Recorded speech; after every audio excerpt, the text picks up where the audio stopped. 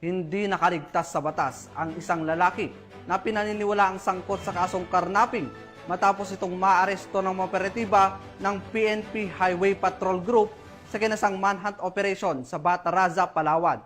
Ang report mula kay Patrolman Roland Feliciano.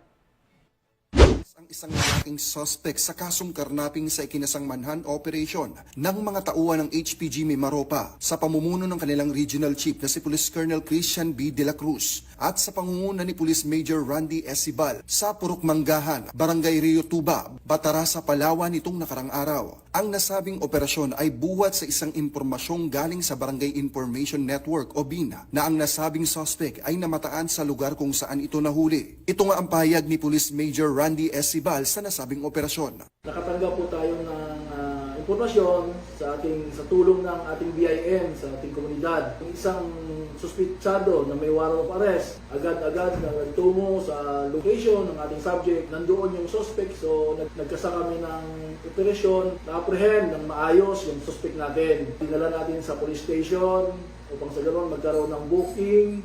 Ngayon, kinumit natin siya, at the same day, kinumit natin siya sa jail.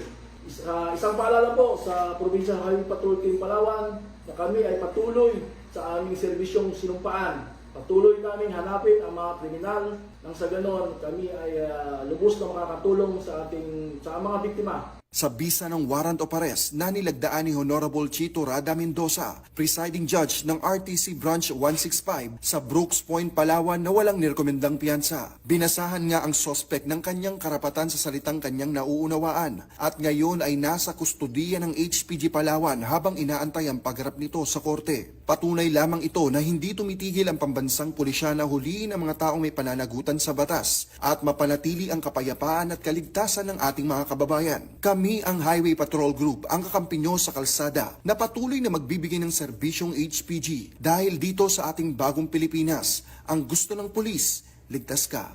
At sa iba pang balitang serbisyong HPG, tumutok lamang sa aming YouTube channel at Facebook page na Police News Network. Mula sa tanggapan ng kakampi nyo sa kalsada, ako po si Patrolman Roland Feliciano para sa Police News Network, alagad ng batas, tagataguyod ng balitang pulis.